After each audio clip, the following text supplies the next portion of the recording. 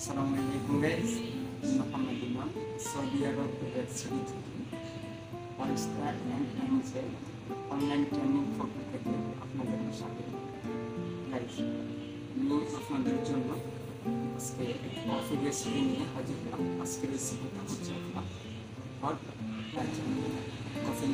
কফিটা আমি কীভাবে বানাইতেছি তার খাবার দেখানোর চেষ্টা করি। অবশ্যই আপনারা শেষ পর্যন্ত মনোযোগ দিয়ে শেষ পর্যন্ত